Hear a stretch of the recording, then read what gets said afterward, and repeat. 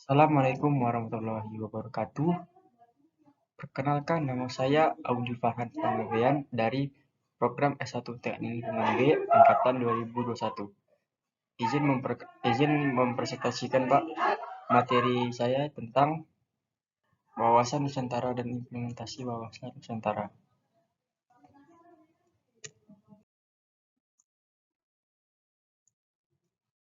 Pertama, pengertian wawasan Nusantara. Pengertian wawasan Nusantara secara etimologi berasal dari bahasa Jawa, wawas yang berarti pandangan, nusa yang berarti kesatuan, kepulauan, dan antara yang bermakna dua samudra. Pengertian secara umum, yaitu cara pandang atau cara melihat kesatuan kepulauan yang terletak di antara Asia dan Australia, juga dua samudra, atau India dan Pasifik. Selanjutnya, pengertian wawasan Nusantara menurut dokumen ketetapan MPR tahun 1999, yaitu wawasan Nusantara adalah cara pandang dan sikap bangsa mengenai diri dan lingkungan yang serba beragam dan bernilai strategis, dengan mengutamakan persatuan dan kesatuan bangsa serta wilayah dalam menyelenggarakan kehidupan berbangsa, dan bernegara dengan tujuan mencapai tujuan nasional. Wawasan Nusantara memiliki dua tujuan utama. Selanjutnya, pengertian wawasan Nusantara menurut para ahli. Yang pertama ada dari Profesor Wan Usman, yang kedua ada Munajat Danus Saputro, dan yang ketiga ada dari Syamsul Wahidin, dan yang terakhir ada dari M. Panggabean. Nah, pengertian yang pertama berasal dari Profesor Wan Usman. Ia menyatakan wawasan Nusantara adalah cara pandang bangsa Indonesia mengenai diri dan tanah air sebagai negara kepulauan dalam segala aspek kehidupan yang beragam. Nah, yang kedua ada dari Munajat Danu Saputro. Munajat Danu Saputro menyatakan wawasan Nusantara adalah cara pandang bangsa Indonesia tentang diri dan lingkungannya dalam eksistensi yang saling berhubungan serta penerapannya di tengah lingkungan berdasarkan asas Nusantara. Selanjutnya, pengertian yang ketiga ada dari Syamsul Wahidin. Menurut Syamsul Wahidin, wawasan Nusantara merupakan cara memahami, cara menghayati, cara bersikap, cara bertindak, cara berpikir dan bertingkah laku bagi bangsa Indonesia sebagai hasil dari interaksi psikologis, sosiokultural dalam arti luas dengan aspek-aspek Astagatra. Nah, yang keempat ada dari M. Panggabean.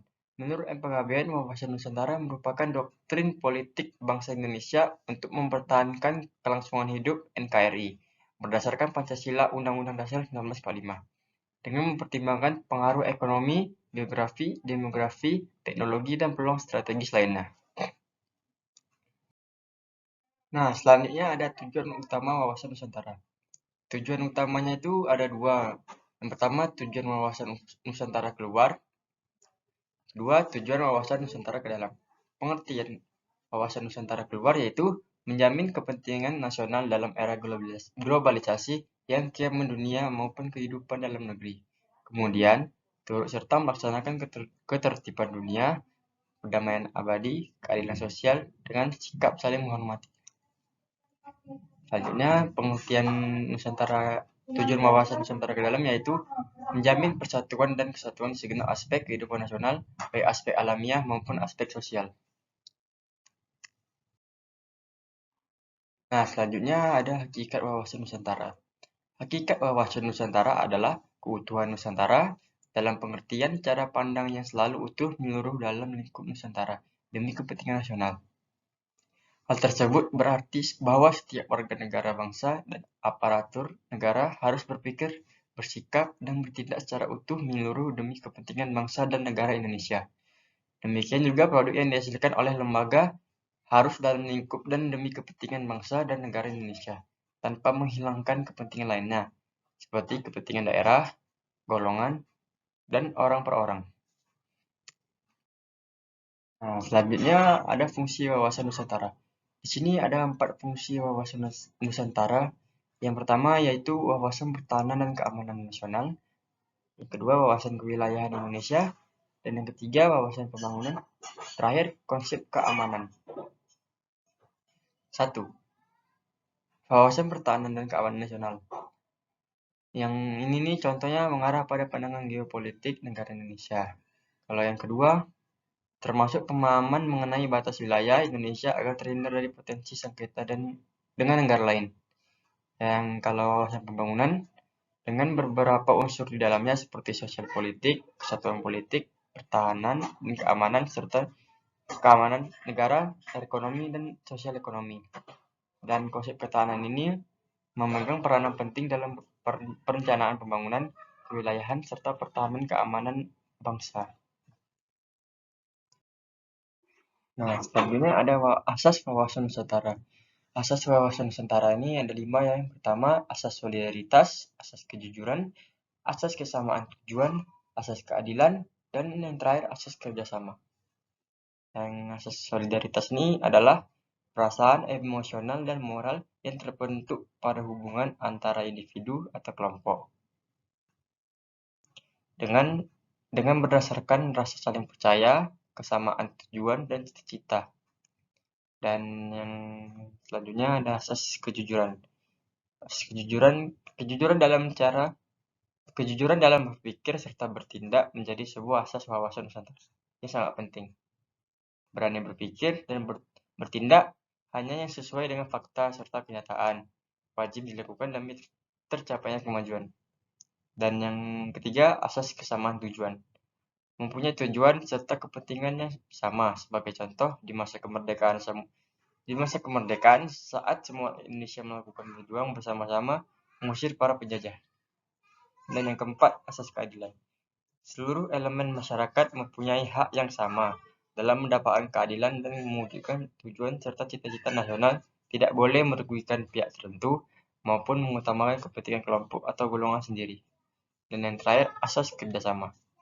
Dengan adanya kesadaran pada tujuan serta kepentingan yang sama, akan terciptanya kerjasama antar elemen masyarakat, dilaksanakan atas dasar kesetaraan agar terciptanya efektivitas dalam mencapai tujuan bersama. Nah, selanjutnya konsep wawasan Nusantara. Konsep wawasan Nusantara ini ada 3 ya. Yang pertama, wadah. Yang kedua, isi. Dan yang ketiga, tata laku. Wadah wawasan Nusantara adalah NKRI yang berasaskan Pancasila dan Undang-Undang Dasar 1945. Wadah wawasan Nusantara ini memiliki sub-bentuk dan berbagai unsur yang saling melengkapi. Yang kedua, isi. Isi dari konsep wawasan Nusantara adalah aspirasi masyarakat yang diwujudkan berasaskan pada Pancasila dan Undang-Undang Dasar 1945. Isi wawasan Nusantara ini terkandung 2 pokok berikut, yaitu pertama, realisasi. Seluruh warga negara Indonesia dapat menjalankan kehidupan sehari-hari dengan kesadaran asas Pancasila.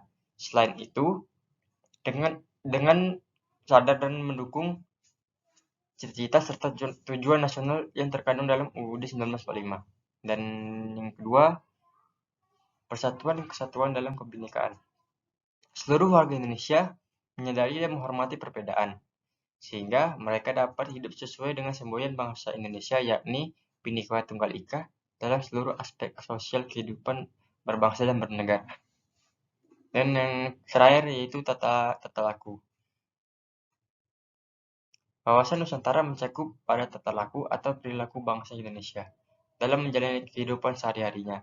Tata laku wawasan Nusantara meliputi perilaku dan tindakan serta sikap bangsa Indonesia untuk mewujudkan kehidupan yang berasaskan Pancasila 19 dan UUD 1945.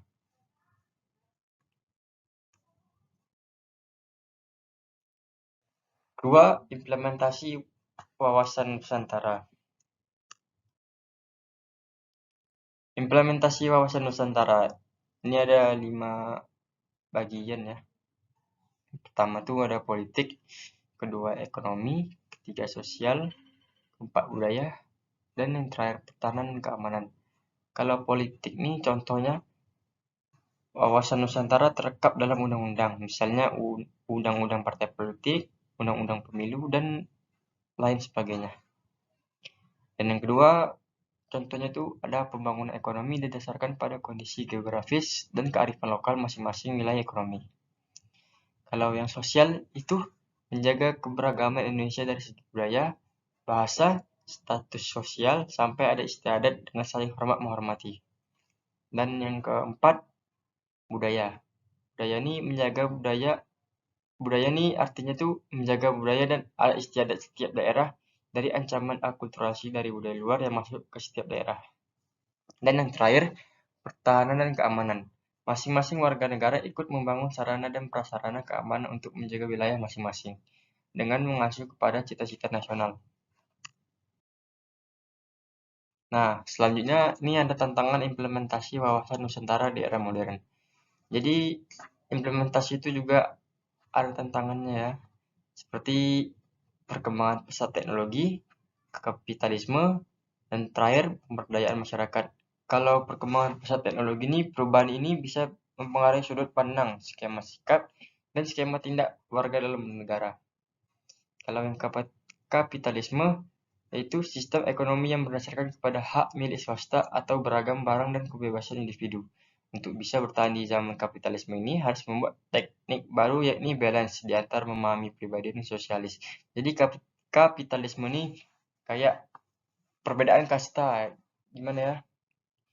Kayak perbedaan antara yang orang kaya dan orang miskin. Jadi kalau upaya untuk mengatasi itu harus ada keseimbangan atau balance. Dan yang terakhir pemberdayaan masyarakat. Perjuangan dan fisik untuk memerangi keterbelakangan kemiskinan, kesenjangan sosial, penguasaan iptek, peningkatan kualitas SDM, memberantas KKN, transparansi pemeliharaan, dan persatuan. Sekian sekian penjelasan dari saya atau presentasi dari saya. Bila ada kekurangan saya mohon maaf. Saya akhiri dengan wabillahi taufiq wal hidayah. Wassalamualaikum warahmatullahi wabarakatuh.